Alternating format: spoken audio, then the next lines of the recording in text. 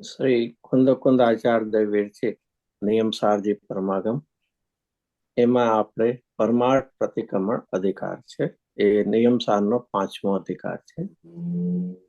આમ તો નિયમ સાર વિશે તો આપણે વાત ચાલે, છતાં એક રીતે વિચાર કરી લઈએ કે નિયમ સાર એટલે કે મોક્ષનો માર્ગ. એમાં બે શબ્દો છે ને, નિયમ અને સાર. નિયમ એટલે શું? નિયમથી અવશ્ય ચોક્કસપણે એ કરવા યોગ્ય. આપણે લઈએ ને, ઘણી વાર લઈને મેં આ નિયમ લીધો છે, તો એ નિયમ લીધો એ કેવી રીતે કરીએ છીએ? આપણે ક્યારેક કરીએ છીએ કે આપણે થ્રુ આઉટ પાડીએ છીએ. કોઈએ થોડા કામ માટે કાળ માટે જુદી વાત છે, બાકી સ્વયં આ રીતે વિચાર. નિયમ એ કેવો છે કે પોતાના પરિણામોને મર્યાદામાં રાખવા માટેનો નિયમ હોય છે. અને બીજી રીતે નિયમ કયો લેવાય?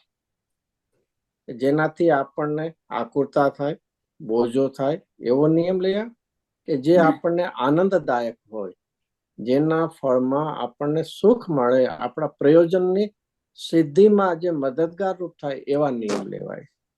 તો અહીંયા નિયમ એટલે શું છે કે જે કરવાથી વેદનમાં અતિન્દ્રિય આનંદ આવે, એ નિયમ એટલે કે રત્નત્રય એ ખરેખર નિયમ છે. અને એમાં સાર કહીને આચાર્ય શું કીધું? જેમ સમય સારમાં સાર કહીને શું કીધું? દ્રવ્ય કર્મ, ભાવ કર્મ, નો કર્મથી રહિત. એમ અહીંયા નિયમ અવશ્ય કરવા યોગ્ય. અને અવશ્ય કરવા યોગ્ય કોણ હોય? દ્રવ્ય હોય કે પર્યાય હોય? પર્યાય હોય. અવશ્ય આશ્રય કરવા યોગ્ય કોણ હોય? ત્રિકાળી દ્રવ્ય હોય. અવશ્ય કરવા યોગ્ય કોણ હોય? પર્યાય હોય. તો આ જે રત્નત્રયની મોક્ષ માર્ગની પર્યાય છે કે જેમાં દ્રવ્ય કર્મ, નો કર્મ, ભાવ કર્મ નથી, એવી શુદ્ધ રત્નત્રયની પણતી, તેને નિયમ સાર કહેવામાં આવે. તો એ શાસ્ત્ર શરૂ કરતા આચાર્ય પેલા એક સામાન્ય રૂપ છે જીવનું સ્વરૂપ બતાવે છે. અને એ 19 ગાથા સુધી એ જીવનું સ્વરૂપ બતાવે છે કે જીવ સામાન્ય, પણ એમાં ઉપયોગ લક્ષણ બતાવીને શરૂઆતમાં તો એ પણ બતાવી દીધું કે આપ્ત એ ભગવાન છે, જે 18 દોષ મહાદોષોથી રહિત છે. અને એમની વાણી છે એ જીનવાણી છે. અને એમાં તત્વો કહેલા છે. અને એ તત્વમાં સૌથી પહેલું આપણને જીવનું સ્વરૂપ બતાવે છે કે ઉપયોગ લક્ષણ જીવ છે. અને એમાં પછી કે ઉપયોગના બે ભેદ પડ્યા, જ્ઞાન, દર્શન, અને એના બધાના ભેદ પાડતા પાડતા પછી આગળ 4 ગતિની પરે વહીને એક સામાન્ય જીવનું સ્વરૂપ બતાવ્યું. પછી સામે અજીવનું સ્વરૂપ બતાવ્યું બીજા અધિકારમાં. એમાં પૂતગલ, એના સ્કંધો, પછી બધા બીજા અજીવ દ્રવ્યો લઈને ધર્માસ્ત્ર, ધર્મ, આકાશકાળ. ત્રીજો અધિકાર, એનું નામ શુદ્ધ ભાવ અધિકાર છે. પહેલો જીવ અધિકાર અને આ ત્રીજો જીવ અધિકારમાં ફરક છે. પહેલા જીવ અધિકારમાં એક સામાન્ય સ્વરૂપ બતાવ્યું, અને ત્રીજો અધિકાર જે છે એમાં આખો આશ્રયભૂત કરવા યોગ્ય મોક્ષ માર્ગનું વર્ણન કરવું છે. એ પહેલા આશ્રયભૂત તત્વ કોણ છે એ બતાવવા માટે ત્રીજો શુદ્ધ ભાવ અધિકાર લેવામાં આવ્યો છે. અને એ 55 ગાથા સુધીનો છે. હવે મૂળ જે વિષય લેવો છે આચાર્ય દેવને, મોક્ષ માર્ગ, શુદ્ધ રત્નત્રય. અને એ આ આખું શાસ્ત્ર આચાર્ય દેવ કોના માટે રચ્યું છે? કોના માટે રચ્યું છે? પોતા માટે, પણ પોતાના માટે, પોતાની ભાવના માટે. અને એમાં આપણા સદભાગ્ય છે એમની ભાવના ને આપણું કામ. જેમ કે ને, એને એનું કામ કર્યું, એમાં આપણને ફાયદો થઈ ગયો. જેવી રીતે કોઈની ઓલું હોય, જગ્યા હોય, લેન્ડ ઘણા વર્ષોની એમને પડી હોય, એમાં ગવર્મેન્ટ એમ જાહેર કરે કે ત્યાંથી મેઇન રોડ કાઢવો છે નામ, તો એના શું ભાવ કેવા હતી કે ગવર્મેન્ટ કરે ને આપણું કામ થઈ ગયું. એમ આચાર્યદેવે શું કર્યું? પોતાની ભાવના માટે રચ્યું અને આપણું એ કામ થયું. તો એમાં આચાર્યદેવ પોતાની વાત કરે છે. તો ચોથો અધિકાર વ્યવહાર ચારિત્ર અધિકાર છે. એમાં મુનિ દશાને યોગ્ય 5 મહાવ્રત, 5 સમિતિ અને 3 ગુપ્તીનું વર્ણન કર્યું. અને આ રીતે 4 અધિકાર સુધી ભૂમિકા બાંધીને હવે જે ખરેખર નિયમ સાર એટલે કે નિશ્ચય મોક્ષનો માર્ગ, એની શરૂઆત કરતા 5મો અધિકાર છે. અને એનું નામ શું આપ્યું? પરમાર્થ, પ્રતિક્રમણ, અધિકાર. અને એને કરતા કરતા 11મા અધિકાર સુધી બધા મોક્ષ માર્ગના જુદા જુદા નામ છે પણતિના. એને તમે જેમ પ્રતિક્રમણ કીધું એમ તમે પ્રત્યાખ્યાન કહો, આલોચના કહો, એનું જ નામ આવશ્યક કહો, પ્રાયશ્ચિત કહો, એનું નામ સમાધિ કહો, ભક્તિ કહો, એમ કરીને બધા અધિકાર લેશે.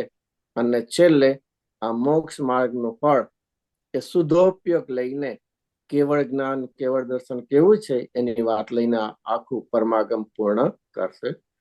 તેમાં આપણને 77 ગાથાથી આ પરમાર્થ પ્રતિક્રમણ શરૂ થાય છે. જો અહીંયા એક એક અધિકારમાં ખાલી પ્રતિક્રમણ, પ્રત્યાખ્યાન, આલોચના, પ્રાયશ્ચિત એવા નથી આપ્યા. એની આગળ એક એક શું આપ્યું છે? કઈ પરમાર્થ વિશેષણ આપ્યું છે. એનો અર્થ કે આ કોઈ વિકલ્પ રૂપના પ્રતિક્રમણની વાત નથી. ભાષારૂપ, બોલવારૂપ, પૂતગલના પરિણામની, ભાષા વર્ણનાની તો વાત નથી, પણ વિકલ્પની વાત નથી. અહીંયા તો પરમાર્થ, યથાર્થ, સાચું પ્રતિક્રમણ શું છે એની વાત લીધી. અને એમાં પણ પહેલી 5 ગાથા 77 થી 81 છે. એને શેનું નામ આપ્યું છે? આપણે 90 ગાથા સુધી ચાલ્યા છે, પણ જરા એક રીકેપ થોડું લઈ લઈએ સાથે કે 77 થી 81 ને પંચરત્ન વાત આપ્યું છે. એક વિચાર આવે છે કે પંચરત્ન એમાં છે ને શબ્દ પરમાર્થ અધિકાર જે છે એમાં પંચરત્નોનું અવતરણ કરવામાં આવે શબ્દ આવ્યો ને. અને એમાં દરેક ગાથા જે છે એમાં શું છે? એના છેલ્લે છેલ્લે શું આપ્યું છે? બીજી લાઈન, કરતા ન કારયતા ન અનમંતા હું કરતા નો. દરેકમાં આપ્યું છે ને 3 બોલ. હું કરતો નથી, કરાવનાર નથી, ને કોઈ કરતો એનું અનુમોદન નથી. અને પછી વચ્ચેમાં 78 અને એમાં 79 અને 80 માં એક શબ્દ વધારે ઉમેર્યો છે, કારણ નહીં. એ બધામાં એકચ્યુઅલી તો 5માં લેવાનો છે, પણ આ તો એક શબ્દોની મર્યાદાને કારણે બીજામાં નથી. બાકી 79 ને 80માં 2. અને આને પદ્મમલ દેવ શું કહે છે? 5 રત્નો છે. આમાં શું 5 રત્નો આવ્યા? 5 ગાથા છે એગ્રી, પણ એમાં આચાર્યદેવ કે તારે પહેલા જો દોષથી રહિત થવું હોય, પ્રતિ અને ક્રમણ, દોષથી પાછા હટવું. આક્રમણ એટલે ટોવર્ડ જવું, એના તરફ જવું, અને પ્રતિક્રમણ એટલે પાછા હટવું. જો તારે દોષથી હટવું હોય તો પહેલા કરતા પણ છોડજે. એને હું કરાવું બીજા પાસે એવો અભિપ્રાય છોડજે. કોઈ કરતો એનું અનુમોદન છોડજે. અરે કારણ છોડજે. એમ ક્યાંય ને ખૂણે ખાચરે પણ ક્યાંય એમાં મારા પણ ન આવે. કર્તૃત્વ, એકત્વ, મમત્વ, સ્વામિત્વ બધા જ બોલામાં બધા સાથે. આ પહેલી આ કન્ડિશન છે. આવું છોડીશ તો તને આ બધા દોષોથી પ્રતિક્રમણ થશે. અને તો પછી આ બધા દોષ ક્યાં ક્યાં છે એમાંથી થોડા સેમ્પલ તરીકે આપણને આપે છે. એ સિવાય બધાય સમજી લેવા.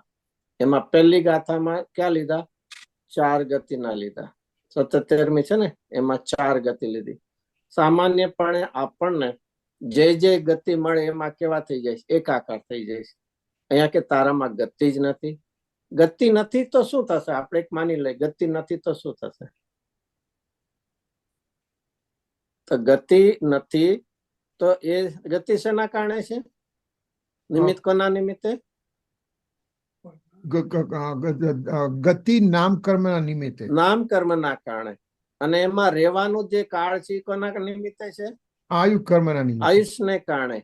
અરે જો મારામાં ગતિ જ નથી તો મારામાં નામ કર્મ નથી, આયુષ કર્મ નથી. અરે જે ભાવે આ કર્મ બંધાણા, ગતિ નામ કર્મ, એ ભાવ પણ આ બધું મારામાં નથી. એકમાં કેટલું બધું નીકળી જાય છે, જેને કહીએ કે એ ગતિઓ તો નથી. ગતિને યોગ્ય જે ભાવ વિભાવ હતો એના નિમિત્તે બંધાણી, તે શુભાશુભ ભાવના નિમિત્તે, એ પણ મારામાં નથી. અને એ રીતે આગળ વિચાર કરીએ તો એ શરીર, એના નિમિત્તે મળતું શરીર, તો ભાવ નથી, કર્મ નથી અને એના નિમિત્તે આ શરીર સંયોગ એ પણ મને નથી. પછી 78માં શું લીધું? માર્ગણસ્થાન, ગુણસ્થાન, જીવસ્થાન એ જીવના પરિણામો. આત્માને ગોતવા જવું છે ક્યાંય? માર્ગણ એટલે ગોતવું ને. આત્મા ક્યાં ક્યાં હોય? ક્યાં ક્યાં હોય? ઇન્દ્રિયોમાં હોય, કસાયમાં હોય, લેસ્યામાં હોય, એવા 14 પ્રકાર છે ને બધા. અરે આત્મા તું તને ગોતવા જાય, એના જેવું આશ્ચર્ય કયું હશે જગતમાં? કોઈ કે તમે ક્યાં જાઓ છો? કે હું મને ગોતવા જાઉં છું. એમ કોઈ કે તો શું લાગશે? નહીં, સમજદાર માણસ હશે ને કે મૂર્ખો હશે? એમ આચાર દે કે તું તને ગોતવા જાતો નહીં, તું પોતે જ છો. તું તને ગોતવા ક્યાં જાશો? ચલો પછી બીજું, હું ક્યાં છું? કોઈને કોઈ ગુણસ્થાનમાં હોય ને, જીવ સંસારી જીવ ગુણસ્થાનમાં હોય ને. પર્યાયમાં વિચાર દ્રષ્ટિ કેટલા આપણે કેટલા ગુણસ્થાને છીએ? પહેલા ગુણસ્થાન કેટલામાં છે? પહેલામાં. તમે પહેલામાં કે અહીંયા બાજુમાં કોઈ કહે છે કે હું એ ના પાડે, મને ગુણસ્થાન નથી. આવું હોય? પર્યાય એક તો સંસારમાં રહેવું, પહેલામાં પછી કે મને ગુણસ્થાન નથી. આટલું અભિમાન. અરે તને ક્યારે પણ સ્વભાવનું સન્માન થયું નથી અને મોની ક્યારે પણ મમતા છૂટી નથી. હા, એટલે તને આ શબ્દો આવા કે મને ગુણસ્થાન ન હોય. આ એ જૈન દર્શનમાં પણ દ્રવ્યાનુયોગી, એમાં પણ એક અધ્યાત્મની અને આ શાસ્ત્રો સમયસાર નિયમસાર જેવાની માનતા છે. એક વાર નજર તો બદલા. પર્યાયમાંથી સહેજ આગો ખસ જરા. ઓલા ગુજરાતીમાં ને કે જરા આડો આવે તો આગો ખસ. એમ હવે પર્યાય બુદ્ધિને શું કેવું? શું કેવું? જરા આડી જા, જરા ખસી જા, મને મારા સ્વભાવને જોવા દે. તો મારામાં ગુણસ્થાન જ નથી. અરે ગુણસ્થાન કોને દેખાડે? ફરીથી ગુણસ્થાન કોને દેખાડે? પર્યાયને દેખાડે. વેરી ગુડ, પર્યાયને દેખાડે છે. વિરુદ્ધતાને દેખાડશે અને અધુરાશને દેખાડશે. મિથ્યાત્વ છે ત્યાં સુધી કોને દેખાડે છે? વિરુદ્ધપણાને, વિપરીતપણાને દેખાડશે. અને ચોથેથી લઈને શું દેખાડશે? અધુરાશને દેખાડશે, મારા નિરપેક્ષ પૂર્ણ સ્વભાવને નહીં. અને પછી જીવસ્થાન, શરીરના નિમિત્તે આ જે જીવસ્થાન જે છે એમાં આવે ને 5 ઇન્દ્રિય, એમાં એકેન્દ્રિયમાં પ્રત્યેક અને સાધારણ, અને પંચેન્દ્રિયમાં સંજ્ઞી અને અસંજ્ઞી, એ રીતે 7 થયા ને ભેદ. અને દરેકમાં પ્રત્યેક અને પર્યાપ્તિ અને અપર્યાપ્તિ, એ રીતે કરીએ તો 14 થશે. આ બધા જ મને આ રીતે વિચાર કરો, બધા ગુણ ભેદ વયા ગયા. હવે તું હું એકરૂપ છે ત્યાં સુધી પહોંચ. તને આત્માના ટુકડા કરવા ગમે? બહારમાં તો છે ને પૈસા કેટલા જોવે છે? તો કે ના, મને થોડા થોડા ટુકડે જોઈશ, કે એક સાથે જોવે છે. ત્યાં તો જેમ ઓલા હોય ને, ઘેરો ઘાલે છે, જેટલા પૈસા આપો એટલા ઓછા આપે. તો અહીંયા આત્માનો કામ ટુકડા કરે તો આખો આત્મા અભેદ જોવે છે એમ કેમ નથી લેતો? તો એ આપણને 78 ગાથા લીધી. પછી 79માં ખાસ કની વાત લીધી. આગળ ગતિની તો વાત આવી ગઈ, પણ પછી 79માં કોની વાત લીધી? શરીર. મનુષ્ય, અને મનુષ્યમાં પણ એની 3 પર્યાયની અવસ્થા. કારણ કે મુનિરાજ પોતે, આચાર્યદેવ પોતે મનુષ્ય પર્યાયમાં છે ને, એટલે એની સામે એ રીતે આપણને ક્યારે પણ મમતા કરીશ નહીં. અરે યાર, એ અમે યુવાન હતા, રમતા હતા, નિર્દોષ મજા કરતા હતા. અરે કોને યાદ કરે છે તું? વૃદ્ધ થયે તો કોને યાદ કરે છે? અરે અમે યુવાન હતા, એટલું બધું દોડા કામ કરતા હતા અમે. અત્યારના જે આ બધું કમાણી છે અમારી, શું છે? યુવાન વયની પરસેવાની કમાણી. કોને તું યાદ કરે છે? એક વિચાર કરી લેવા જો, તારે સંયોગમાં રહેવું છે કે સ્વભાવમાં જવું છે? તારે શરીરમાં રહેવું છે કે અશરીરી થવું છે? તો આખી આ પર્યાય, મનુષ્ય પર્યાયની ગતિની વાત કરી. હવે એની ઊંડાણમાં જાય કે એ મનુષ્ય પર્યાયમાં જે 3 પ્રકારની અવસ્થાઓ થાય છે, એમાં ટીકામાં તો પદ્મમલધારી દેવ એક બીજી એડ કરે છે, ચોથી, જે મલું કહે ને 60 વર્ષની આસપાસ જે થાય ને, યુવાન અને ઘડપણ વચ્ચેની. તો એ બધીની પણ કે મારામાં એ નથી. હવે આગળ ફરીથી રાગ, દ્વેષ અને મોહ. આમાં વિચાર કરીએ તો કર્મથી વિચાર કરીએ તો કયું કર્મ આવી જાય? રાગ દ્વેષ મોહમાં ભાવ કર્મ. કર્મથી વિચાર કરીએ તો મોહની કર્મ આખું આવી ગયું. એમાં દર્શન મોહનીમાં મિથ્યાત્વ સહિત છે અને ચારિત્ર મોહનીમાં રાગ દ્વેષ સહિત છે. તો એ ત્રણેય બધા એ આખો કે જીવને મુખ્ય આકુરતા દુઃખના નિમિત્તમાં મુખ્યપણે કોણ છે? મોહની કર્મ છે. અહીંયા કહે છે મારામાં. આ કોની વાત કરે છે? આ હું શબ્દ આગળ છે ને, દરેકમાં હું શબ્દ છે ને, તો હું એટલે કોની અહીંયા વાત છે? મારી આચાર્યદેવની વાત છે ને. મારી વાત છે. આચાર્યદેવ પોતાની જ વાત, એ પોતાની અરે આચાર્યદેવ પોતાની ભાવના કરે છે એટલું નહીં, એ દ્વારા આપણને પણ ઉપદેશ આપે છે. હું આવો છું એવું કરે છે. હું શરીર વાળો છું એમ યાદ નહીં કરતો, હું યુવાન છું એમ યાદ નહીં કરતો, હું ગુણસ્થાન વાળો છું એમ યાદ નહીં કરતો. અત્યારના આપણે સ્વાધ્યાય કરીએ છીએ તે આપણે કેવા છીએ? આપણે રાગ વાળા છીએ કે દ્વેષ વાળા છીએ? દ્વેષ વાળા તો નથી જ, કારણ કે અહીંયા દ્વેષ તો કોઈનું નથી કરતા, પણ રાગ વાળા છીએ ને આપણે. બસ હજી આચાર્ય કે અમારી પાસે આવ્યો તો પણ તને રાગનો પક્ષ નથી છૂટતો. અમને અહીંયા ત્રણ કસાયની વિતરાગતા થઈ, તને નથી દેખાતી? અમે રાગ છોડ્યો, તું હજી કોને યાદ કરે છે?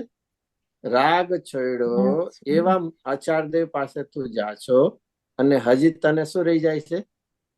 ભગવાનના દર્શન કરવા મંદિરે જઈએ તો ભગવાન કેવા હોય છે? રાગી હોય છે ને? તો કેવા હોય છે? વિતરાગી ભગવાનના દર્શન કરવા જાશો અને રાગમાં એકાકાર તારે રહેવું છે. કાકા તારે શું કહેવાય ગુજરાતીમાં?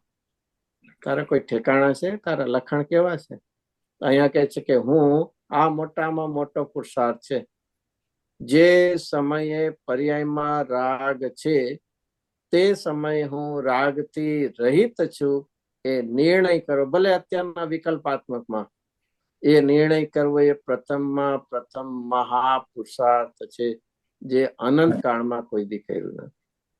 અને આ જો પુરુષાર્થની ખરેખર ધારા રહે તો એને પ્રત્યક્ષપણે અનુભવમાં રાગ રહિત શુદ્ધાત્માના દર્શન થયા વગર રહેશે નહીં.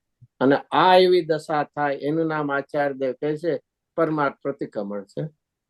અમે આવું પરમાર્થ પ્રતિક્રમણ કરી રહ્યા છીએ. તારે હવે જો કરવું હોય તો આવી દશા કરજે. છેલ્લે હવે નિરંતર જે પરિણામ ચાલે છે રાગદ્વેષ, એ જ રાગદ્વેષમાં એક્સટેન્ડ કરીને 4 કસાયમાં લીધા. જે રાગદ્વેષ છે એના 4 પ્રકાર. એમાં રાગમાં કોણ આવે? માયા અને લોભ. અને દ્વેષમાં કોણ આવે? ક્રોધ અને માન. એ હું છું જ નહીં. તો કોઈને એમ થાય આ જો મને છે જ નહીં તો મારે કસાય નથી ટાળવા? કસાય તો ટાળવા છે કે નહીં? એટલું તો તમે સાવ આમ નથી કરો છો, પણ મારે રાગદ્વેષ નથી ટાળવા. અરે ભાઈ, તને ટાળવા ઉપર લક્ષ જાય છે, પણ એનાથી રહી છું એ તત્વો પર કેમ લક્ષ નથી જતું? હું કસાય રહી છું એ તત્વો ઉપર જો તારું લક્ષ ગયું તો જ્યાં થાય છે ને ત્યાં હવે કસાય અભાવ થવાની શરૂઆત થયા વગર રહેશે નહીં. છુના સ્વીકારમાં થવાની પ્રવૃત્તિ શરૂ થયા વગર રહેશે નહીં. પણ આપણે છુનો જ્યાં અસ્વીકાર કરીએ છીએ તો થવામાં પણ કાંઈ કાર્ય થવાનું નથી.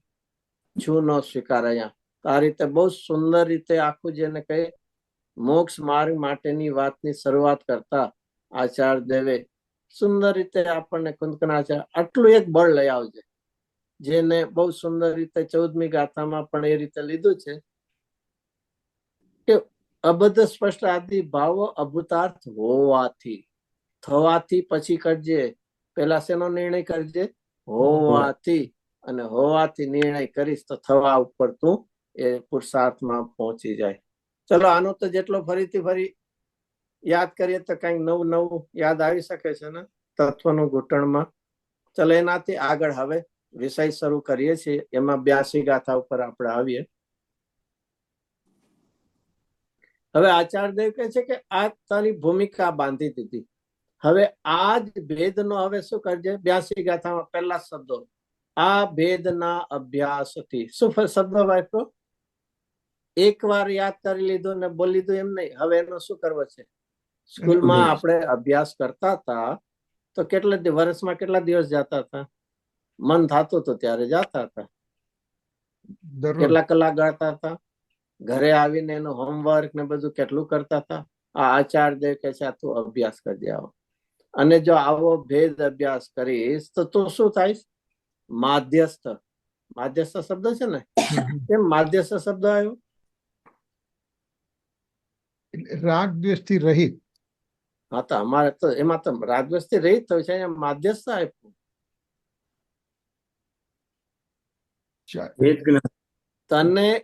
તને જેનું કરતાપણું વર્તે છે, કરાવાપણું વર્તે છે, અનુબોધન અને એનું કારણ, એનો અર્થ કે તું એના પક્ષમાં છે.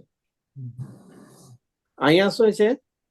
અહીંયા સાધક આત્મા રાગાદી છે પણ એમાં એકત્વ મમત્વ કરતા નથી, તો એનું નામ મધ્યસ્થ છે. સિદ્ધ ભગવાનને તો છે જ નહીં, પછી મધ્યસ્થનો સવાલ નથી. આપણે બધા એમાં એકાકાર છે. અને આ આચાર્યદેવ થી માંડીને જ્ઞાનીઓ કેવા છે ભૂમિકા અનુસાર રાગાદી વિભાવ છે, પણ એના પ્રત્યે કેવા છે? પક્ષપાત રહિત છે. ક્યાં સુધીનો પક્ષપાત છોડવો છે? આ તો હજી આ 4 ગતિનો પક્ષપાત છે, મોહ રાગ દ્વેષનો છે, શરીરની અવસ્થાનો, ગુણસ્થાન માર્ગણ. સમયસારમાં તો કે છે નય પક્ષમાં પણ ઉભો નહીં રહેતો. નય પક્ષ એટલે વ્યવહાર હું બંધાયેલો છે એમ નહીં, હું મુક્ત સ્વરૂપ છું એવો પણ શુદ્ધ નહીં સંબંધીના પક્ષમાં નહીં ઉભો રહેતો. અહીંયા આચાર્ય કહે છે આવો જો અભ્યાસ કરીશ ને તો એ બધા પ્રત્યે શું થાય? માધ્યસ્થ. માધ્યસ્થ એટલે શું? પક્ષપાત રહિત એટલે શું? એ હોય તો પણ અધિકતા નથી અને ન હોય તો ખેદ નથી. એના મધ્યસ્થપણું. એ બાયમાં એ સંયોગ હોય તો એની અધિકતા નથી, મમત્વ નથી, અને ન હોય તો એનો મને ખેદ નથી. એનું નામ શું છે? મધ્યસ્થપણું. તો આવા અભ્યાસથી મધ્યસ્થ થાય અને એ મધ્યસ્થપણામાંથી આ ચારિત્ર પ્રગટ થાય છે. આવી ગયું? હવે જે બધી વાત આવે છે કોની છે? યથાર્થ મોક્ષ માર્ગ રૂપ ચારિત્ર કોણ છે? સમ્યક દર્શનના ચારિત્રાણી મોક્ષ માર્ગનો એક અંશ છે.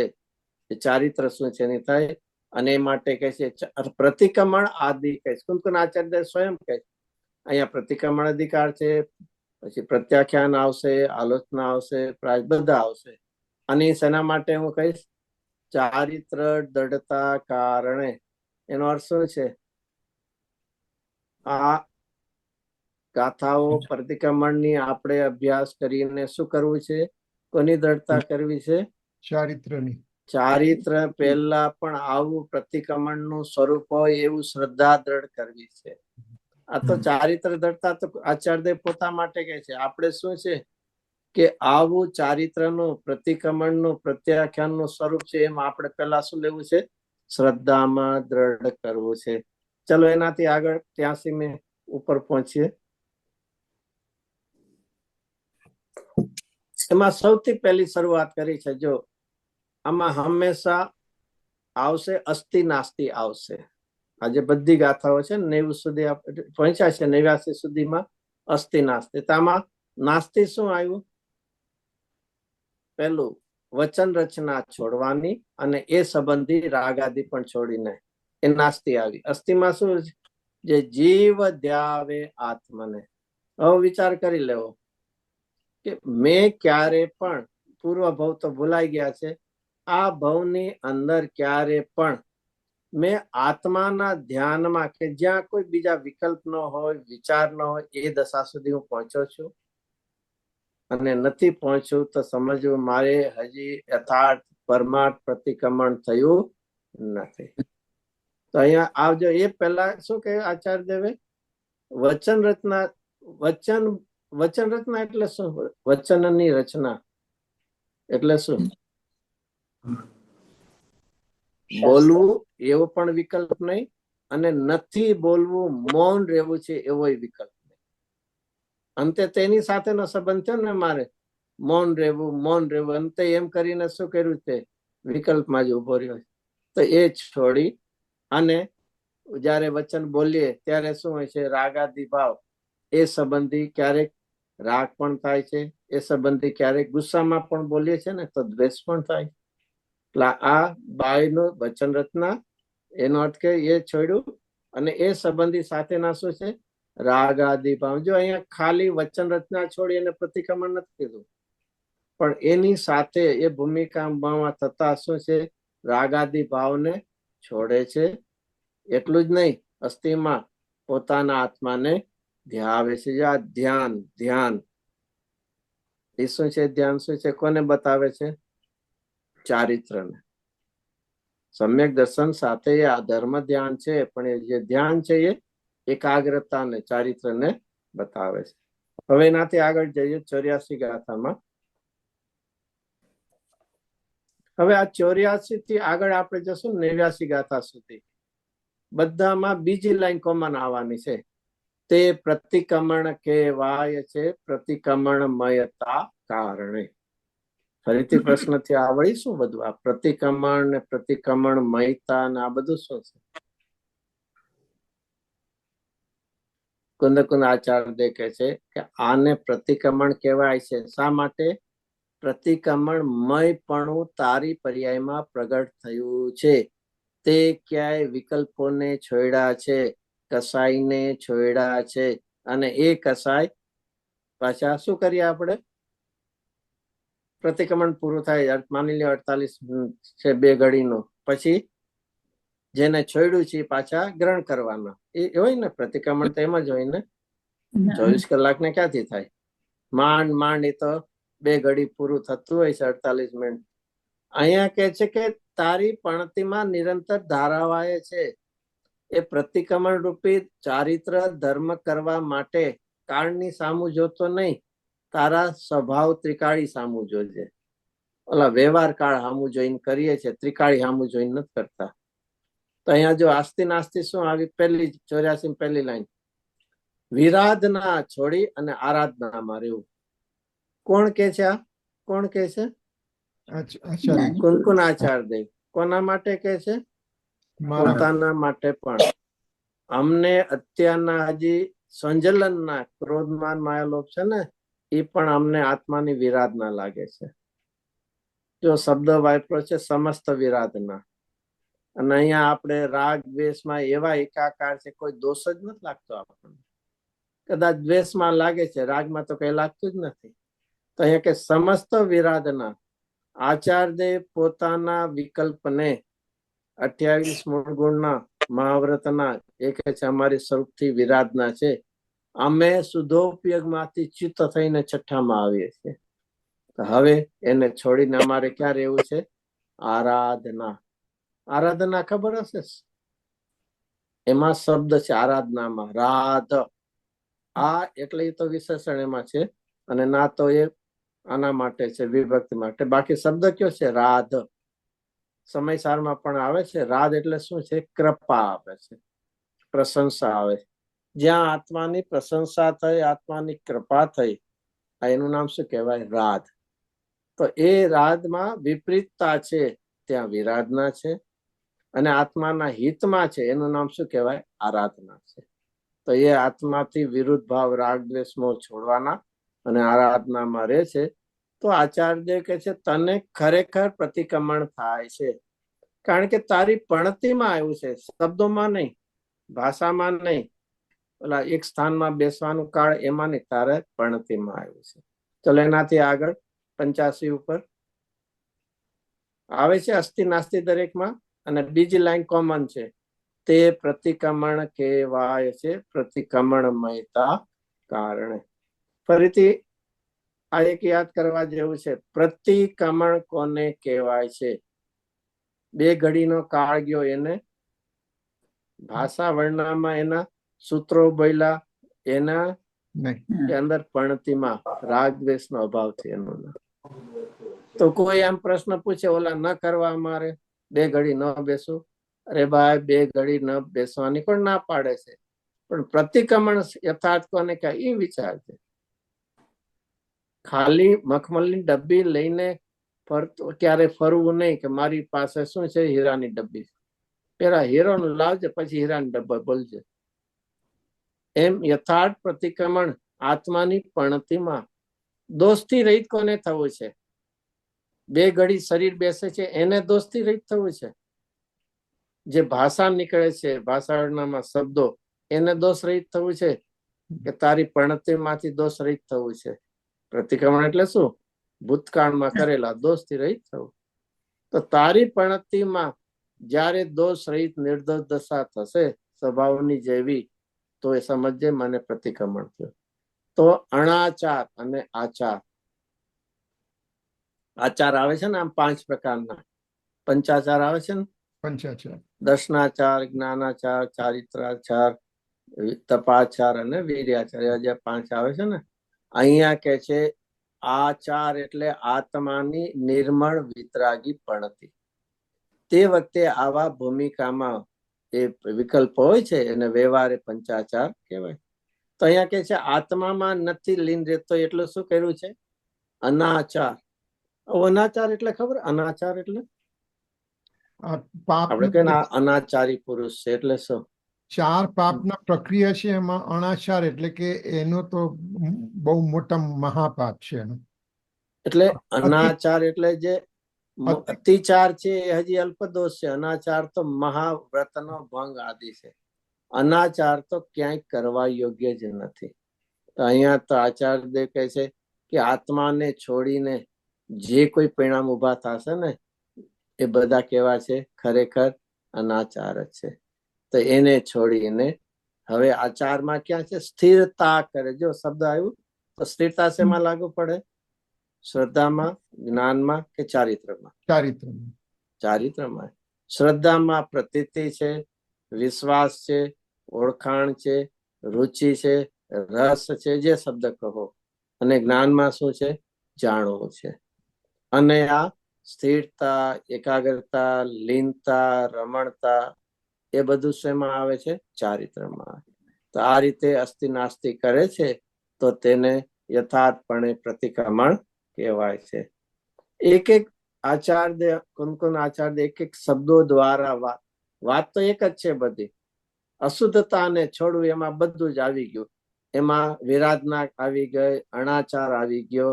હવે આમાં ઉન્માર્ગ આવશે 86 ગાથામાં. એ બધું જ એમાં સાથે આવી જશે. આ તો અલગ અલગ શબ્દો દ્વારા આપણને આચાર્યદેવ ઘૂંટાવે છે કે આ બધા દોષો છે. તો જો 86 ગાથા ઉપર આવીએ, ફરીથી બીજી લાઈન કોમન છે અને એની પહેલી લાઈન, પરિત્યાગીને જે ઉન્માર્ગને. જો શબ્દ ખાલી શું કર્યો છે? ત્યાગ નહીં, પણ શું શબ્દ વાપર્યો છે? પરી. પરી એટલે સમસ્ત પ્રકારે, એટલે મન, વચન, કાયથી એકમાં, જેમ આવ્યું હતું ને પહેલી 5 ગાથામાં 77 થી 81, કૃત, કારિત અને અનુમોદન અને કારણ, એ બધાથી ત્યાગ કરીને. ઉન્માર્ગ એટલે સાચા માર્ગથી વિપરીત માર્ગ. જ્યાં વિતરાગતાનું પોષણ છે એ યથાર્થ માર્ગ છે, અને જ્યાં રાગનું પોષણ છે એ ઉન્માર્ગ, વિપરીત માર્ગ છે. તો કેવી રીતે છોડવાની વાત કરી છે? પરિત્યાગીને. એનો અંશ પણ તારને ન રહેવો જોઈએ. એક ત્યાગ કોને કહેવાય? અમે ઘણો ત્યાગ કરીએ છીએ. અમે તો અહીંયા શું છે, અમારે તો ચાલતા જ હોય છે એક ટાણા ને ઉપવાસ ને બધું. નહીં, અમુક વ્રત એટલે એટલા જ આહાર કાપે બધું. અમે તો ઘણો ત્યાગ ચાલતો હોય છે. ફરીથી ત્યાગ એટલે શું? જેનો ગ્રહણ જ નથી એનો ત્યાગ ક્યાંથી હોય? એટલે પર્યાયમાં રાગ દ્વેષ મોહ છે ને, એટલે ગ્રહણ કે પરદ્રેવનું નથી, ધેટ ઇઝ એગ્રી. પણ ઓલું તો બાકી તો છે કે નહીં થોડું તો. પોતાનામાં સ્થિર થવું એનું નામ જ પર ને ત્યાગ્યું. અરે ભાઈ યાદ રાખજે, બહુ ત્યાગ શબ્દ વાપરે, પણ ત્યાગ ફરીથી જેનું સ્મરણ ન થાય એનું નામ ત્યાગ છે. આવો એકવાર કરજે. શું છે? ફરીથી જેનું સ્મરણ ન આવે. અને જો સ્મરણ આવ્યું એનો અર્થ છે કે તને અંદર મમત્વ રહી ગયું છે, નહીં તો યાદ હુકા ના. એક બહુ સિમ્પલ છે. આપણે મળમૂત્રનો ત્યાગ કરીએ છીએ, કફ ને એ બધું થાય છે ને, પછી એને શું થાય છે? યાદ કરતા હશે ને, એને શું પ્રોસેસ થતું હશે? ચાલો અહીંયા તમારે તો બધા ડસ્ટબિન ને એવું બધું બહુ હોય છે ને, બધા કચરો નાખો બધે હવે તો મુંબઈમાં થઈ ગયું. પછી યાદ કરતા હશો ને, એ જે બધી કાઉન્સિલ વાળા લઈ જતા હશે મુંબઈમાં મ્યુનિસિપાલિટી, પછી શું કરતા હશે? કોઈ વિચાર કર્યો નહીં? કેમ નથી વિચાર કરતા? અરે જે છોડવા યોગ્ય છે એનું સ્મરણ કેમ થાય? અરે ભગવાન આત્મા કોઈ દી એક સમય પણ છોડવા યોગ્ય નથી, એનું તને કેમ યાદ નથી આવતું? જે કોઈ દી સ્મરણમાં છોડવા યોગ્ય નથી એનું વિસ્મરણ કર્યું છે, અને જે કોઈ દી યાદ કરવા જેવા નથી એવા વિસ્મરણનું હંમેશા સ્મરણ કરીએ છીએ. તો અહીંયા કે છે વિપરીત માર્ગ, ઉન્માર્ગ ને, અને ખરેખર ઓલું આવે છે ઉત્સર્ગ માર્ગ અને અપવાદ માર્ગ, પ્રવચન સંસારમાં આવે છે ને. તો અહીંયા ઉન્માર્ગ લીધો, અપવાદ માર્ગ ને ઉન્માર્ગ બધાને ત્યાગીને જીન માર્ગમાં, આપણે બધા જીન માર્ગમાં છીએ જ ને. જીન માર્ગમાં તો છે જ, એટલું તો કેવું પડશે આપણે. કેમ આપણે દેવશાસ્ત્ર ગુરુ માનીએ, જૈન કુળમાં જીનમાં છીએ, જૈન ફેમિલી અમારા બાપ દાદાઓથી આ બધું ચાલે છે. અરે ભાઈ, બાપ દાદાઓથી ચાલે છે તો એટલું કે હું જૈન કુળમાં જન્મો છે. જૈન માર્ગ જુદો છે ને જૈન કુળ જુદું છે. પુણ્યથી જૈન કુળ મળે છે અને પુરુષાર્થથી જૈન માર્ગ મળે છે. એટલે એવું ન વિચારતો મેં ગણું તો અહીંયા તો કે જૈન કુળ નહીં પણ જીન માર્ગ, મોક્ષનો માર્ગ, રત્નત્રય, એમાં જેને પ્રાપ્ત થયા. અને એમાં શું શબ્દ પાછો વાપરો છે? સ્થિરતા કરે છે. સ્થિરતા કરે છે એટલે ખાલી એમ થોડું આવ્યું ને એમ એવું નથી, નિરંતર સ્થિરતા કરે છે. અને તો એનું નામ કહે છે આ પ્રતિક્રમણ તારી પણતીમાં આવી ગયું, અને તેથી તને ખરેખર પ્રતિક્રમણ એ થયું છે. એનાથી આગળ 87 ગાથામાં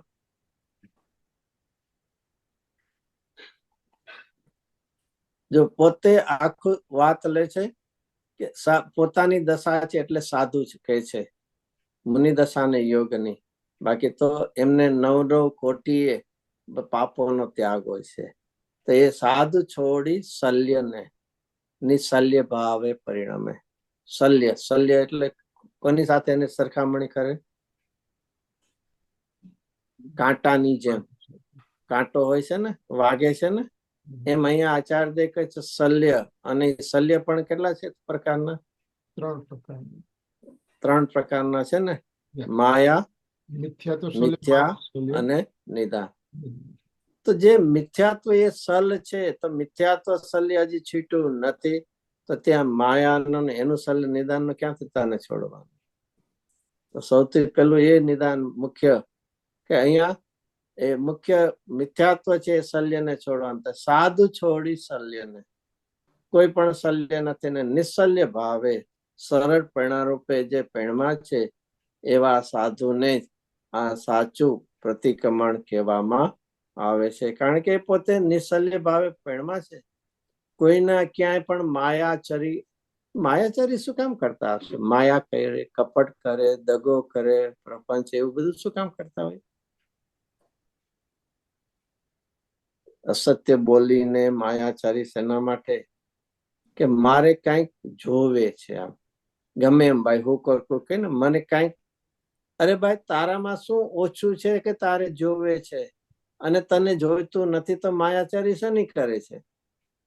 અને માયાચારી કરશો એટલે સફળતા મળશે એમ નથી.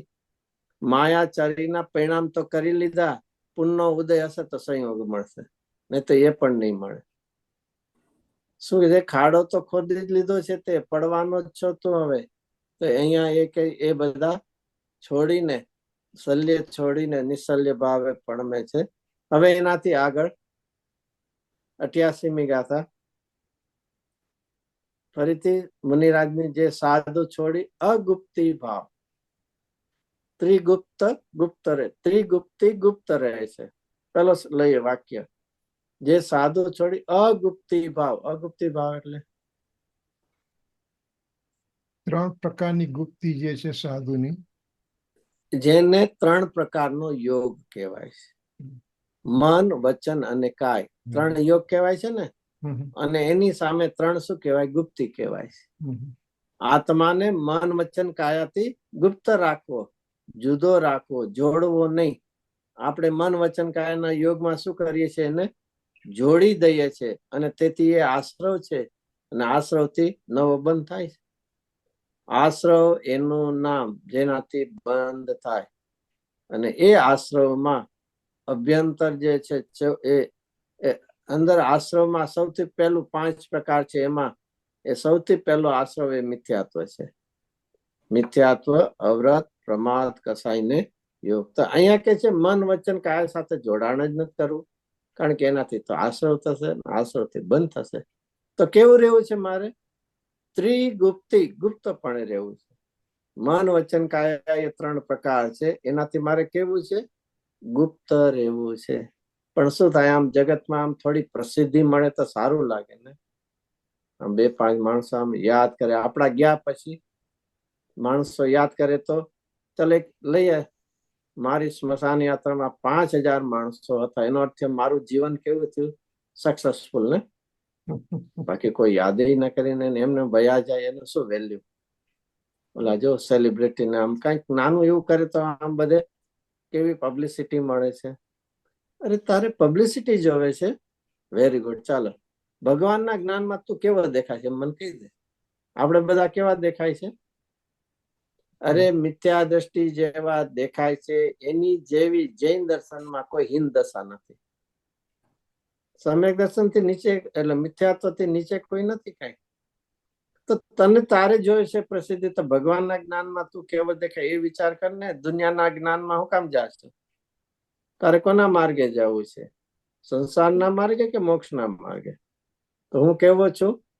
હું મન વચન કાયાથી જુદો છું, એનાથી ગુપ્ત છું, એનાથી હું પ્રાપ્ત થાવ એવો નથી. અને આવું જે નિર્ણય કરે છે, પરિણમન કરે છે, આ તેનું નામ શું કહેવાય છે? પ્રતિક્રમણ કહેવાય છે. હવે 89માં આખું વાત કરીને પણ હવે જુદું પાછું એમાં થોડોક ઉમેરો કરે છે. બીજી લાઈનમાં થોડું બીજા, જો 4 પ્રકારના ધ્યાન લીધા. ચારિત્રમાં આવે ને ધ્યાન: એકાગ્રતા, નિરોધ ધ્યાન, એકાગ્ર ચિંતા, નિરોધ ધ્યાન. એક વિષય ઉપર જ્યાં એકાગ્ર કરીએ છીએ ત્યાં બીજા વિકલ્પો છૂટી જાય. નિરોધ ધ્યાનમ, ચિંતા નિરોધ ધ્યાનમ. ક્યારે? એકાગ્ર. એમ અહીંયા કહે છે આત્મામાં એકાગ્ર થા, અને તો પછી તને ધર્મ ધ્યાન અને આગળ શુક્લ ધ્યાન થશે. અને એ સિવાય આપણને કયું ધ્યાન છે? નિરંતર આર્ત ધ્યાન ચાલ્યા કરે છે. ક્યારેક રૌદ્ર ધ્યાન થાય છે, અને એને છોડીને ધર્મ ધ્યાન અને શુક્લ ધ્યાન. શુક્લ લેશા જુદી છે, અને શુક્લ ધ્યાન જુદું છે.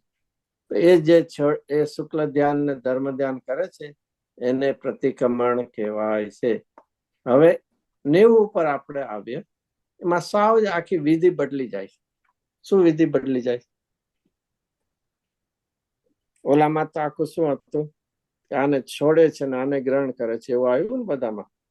અને એની પછી કીધું કે આવું ખાલી બોલવા પૂરતું નથી, અંદર પરિણમનમાં આવી ગયું છે, માટે એને પ્રતિક્રમણ કહેવાય. હવે 90 નંબરની ગાથામાં શું આવે? આમાં કાંઈ એવું આવ્યું નહીં. કઈ પ્રતિક્રમણ ન આવ્યું, પ્રતિક્રમણતા ન આવ્યું, કોઈને કઈ આમ છોડવું ને આમ થયું, કાંઈ ન આવ્યું. શું આવ્યું? એક બહુ જ વિચારવા જેવું છે કે આ આચાર દેવને આમ એ રીતે લાગુ પડે. એમને તો ક્યારનું મિથ્યાત્વ છોડી દીધું છે. એમને તો સમ્યક્ત્વ સાથે જ સમ્યક ચારિત્ર્યમાં કેટલી 6 7 પહોંચે છે. તો એ પણ પોતે એમ કહે છે કે ભાઈ, આપણને કહે છે તું વિચાર કર કે મિથ્યાત્વાદી ભાવને આપણે ક્યારે ભાવ્યા છીએ? અરે અનાદિ કાળમાં એક સમય પણ છોડ્યો નથી તે. તો એ આચાર્યદેવ પોતે યાદ કરે છે કે આવા અમે પણ એવું ભૂતકાળમાં, હવે અમારે જોતા નથી. અમારે તો હવે જે સમ્યક દર્શન પ્રગટ થયું છે ચારિત્ર, એ સદાકાળ એમાં જ રહ્યું. તો મિથ્યાત્વાદી ભાવને ચિરકાળ ભાવ્યા છે. ચિરકાળ, અનાદિના સમય સારો. એના માટે 4થી ગાથામાં કઈક આવે છે ને, જીવનમાં આ જીવે એ મિથ્યાત્વાદી ભાવ, એમાં કયો શબ્દ વાપર્યો છે? અત્યંત બુરું હોવા છતાં પણ. શબ્દ શું વાપર્યો છે? ચોથી ગાથાની ટીકા છે. ટીકામાં આગળ હવે જો વાંચવું તો વાંચી શકાય. આમાં આવી ગયું બીજી લાઈન, એક કામભોગ સંબંધી કથા એક પણાથી વિરુદ્ધવાદી, આત્માનું થોડું ઘણું નહીં, અત્યંત બુરું કરનાર છે. કોણ? કોણ? કામ આ રાગ દ્વેષ કરવા, ભોગવવાની વાતો બધી. 24 કલાક બીજું શું કરીએ છીએ? પોતે રાગ દ્વેષમાં એકાકાર છે ને બીજાને ઉપદેશ. અરે ભાઈ, આ તો સિઝન આવી, ખાઈ પીને મજા કરો. અત્યારના કેરીની સરસ મજાની વર્ષમાં એક વાર જ આવે છે. શું કર્યું? કોને કર્યું? તે આત્માનું બુરું કરનારે આશ્રવ ભાવને તે અધિક કરી નાખ્યો છે. તો અહીંયા એ કહે છે કે ઓહો, એકદમ વૈરાગ્યપૂર્વક વિચારો તો આ છે. આગળ તત્વની વાત કરીને જ્ઞાનની અહીંયા વૈરાગ કે મિથ્યા મુનિરાજનું આમ જેને કે હૃદય કેવું તે વખતે દ્રવિત થતું હશે. એકી ભાવ સ્તોત્ર છે, સ્તવન મંદિરમાં છપાયું પણ છે. એમાં વાદીરાજ મુનિ છે એ પોતે યાદ કરે છે કે હું મારા ભૂતકાળના દુઃખને જ્યાં યાદ કરું છું, વેદન નથી એમને અત્યારના, ત્યારે શું થાય છે? જાણે કોઈ ગુજરાતીમાં કહે ને મોટું શસ્ત્ર હોય, એ ગમે ત્યાંની પણ મુખ્ય પોલાઇટ કેવું કોમળ ભાવ હૃદય ઉપર એ કરે તો કેવું દુઃખ થતું હશે. અહીંયા કહે છે કે એવું અનાદિ કર્યું છે. અરે રે, આવું ભૂલ કરી પણ ક્યારે સમ્યક આદિ, આવી મુનિ દશા આદિના ભાવ મેં ક્યારેય પૂર્વે ભાવ્યા નથી. તેની વાત આગળ કરી. હવે આપણે જે વિષય લેવો છે 91 ગાથાથી શરૂ કરીએ. 170 આમાં પાનો છે, બાકી 199 છે. પીડીએફ કોઈને જોવું હોય તો 91 ગાથા ઉપર આવીએ. સાથે પેલા એનું પદ્યાનુવાદ છે, હરિગીત સાથે લઈએ આપણે. નિશેષ મિથ્યા જ્ઞાન દર્શન ચરણ ને પરિત્યાગીને, જ્ઞાન દર્શન ચરણ ભાવ જીવતે પ્રતિક્રમણ છે. જો કેટલું આખું વાત ફરી આમાં બધામાં ક્યાંક શબ્દો એક વાંચીએ છીએ આપણે, કયો કયો આવે છે? પ્રતિક્રમણ. સમસ્ત આવ્યું હતું, નિશેષ આવ્યું હતું, પછી પરિત્યાગી આવ્યું હતું. એ બધા કોના સૂચક છે? સમસ્ત, એક અંશ પણ ન રહેવો જોઈએ.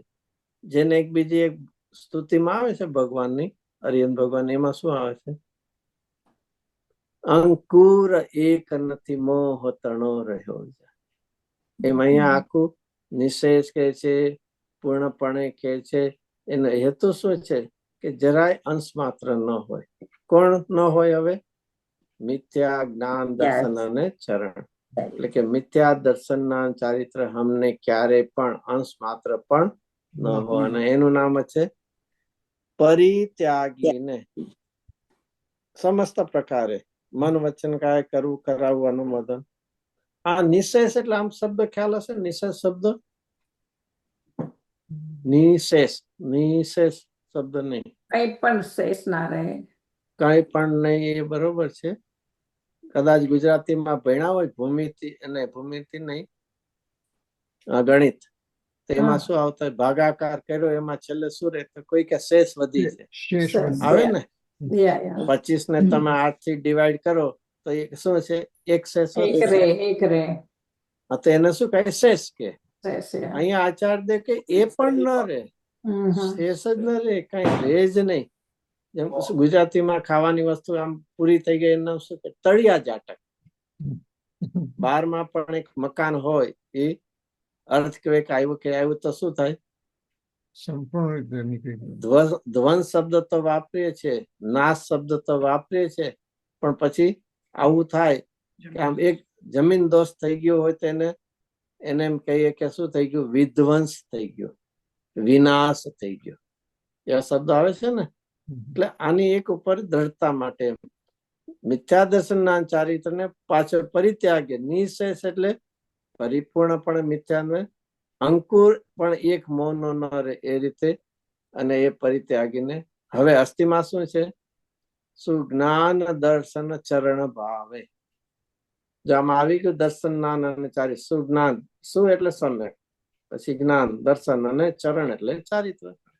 એ જે ભાવે છે એની ભાવના જે કરે છે આ જીવ, તેને પ્રતિક્રમણ કહેવામાં આવે છે. બીજી ભાષામાં પેલા જેવું નથી, ઓલી જેમ હિંગ રાખી હોય એ બધા કોઈ લઈ ગયા હોય તો હજી એની શું બેસી ગઈ હોય?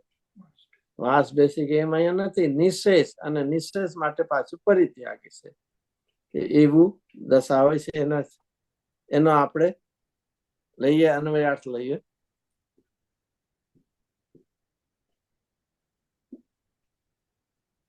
મળ્યું? 98 ગાથાનો અન્વયાર્થ છે. મિથ્યા દર્શન, મિથ્યા જ્ઞાન અને મિથ્યા ચારિત્રને નિર્વશેષપણે છોડીને શું છે? પુણ્ય એ શું છે? સમ્યક દર્શન છે કે મિથ્યા દર્શન છે? પુણ્ય શું છે? રાગ છે. હા, પછી શું છે? મિથ્યાત્વ છે કે સમ્યક દર્શન? નથી, છે આશ્રવ. રાગ નથી મિથ્યાત્વ, રાગ નથી સમ્યક્ત્વ. રાગ એ આશ્રવ છે. આત્માના ચારિત્ર ગુણની વિપરીત પર્યાય છે. તો અહીંયા એટલા માટે કે છે કે આ સમ્યક દર્શનના ચારિત્ર એ બધા પ્રાપ્ત કરવા પડશે, અને મિથ્યા દર્શનના ચારિત્રને અવશેષ જ બાકી ન રહે, એક અંશ પણ ન રહે, એ રીતે એને ત્યાગીને અને આવી રીતે આત્માને જો ધ્યાવે છે તો તેનું નામ પ્રતિક્રમણ. તો અહીંયા મિથ્યા દર્શન એટલે વિપરીત અભિપ્રાય. અને જ્યાં વિપરીત અભિપ્રાય હોય ત્યાં બધું જ્ઞાન પણ કેવું હોય છે? વિપરીત છે. અને જો જ્ઞાનમાં, શ્રદ્ધામાં વિપરીત, તેને એક્શનમાં, જેને ચારિત્ર એક્શનમાં પણ શું હોય છે? વિપરીત. એ ત્રણેયને નિર્વશેષપણે, નિર એને સંધિ શું છૂટવું પડે? નિર પ્લસ અવશેષ, કે અંશ માત્ર પણ એનો અંશ ન રહે. જેમ જેમ સાપ ગયા પણ લીસોટા રહે, અહીંયા કે લીસોટાઈ ન રહે, એવી રીતે એનો ત્યાગ કરીને તો એને છોડીને તો નાસ્તિ આવી. અસ્થિમાં સમ્યક દર્શન, સમ્યક જ્ઞાન અને સમ્યક ચારિત્રને જે જીવ ભાવે છે. આ ભાવે છે એટલે ભાવના કરે છે, એટલે ખાલી વિકલ્પની વાત નથી. ભાવના એટલે એવું પરિણમન કરે છે. આવી દશા જેને થઈ છે એની નામ અહીંયા ભાવના એનો, કે આવી જે ભાવના કરે જીવ, ભાવે છે એટલે ભાવના કરે છે, એનું નામ, એમાં એકાકાર થાય છે, એનું એકત્વ કરે છે. ચારિત્ર સંબંધીનું છે. તો અહીંયા ખરેખર તો અહીંયા શબ્દ વાપર્યો છે છોડીને. છોડીને એ પણ એક શું છે? નાસ્તિ કેવી છે કહેવામાં. બાકી તો સમ્યક દર્શનના ચારિત્ર થાય તો મિથ્યા તો શું છે? મિથ્યા દર્શનના ચારિત્ર ઉત્પન્ન જ થતા નથી. એને શું કર્યું છે? ત્યાગ કર્યો એમ કહેવામાં આવે. આપણે બે કામ કરવા પડે ને, એક અંધકારને દૂર કરવો છે અને એક પ્રકાશને કરવો. બે મહેનત કરવાની છે ને. તો અંધકાર રાખવા જેવો છે.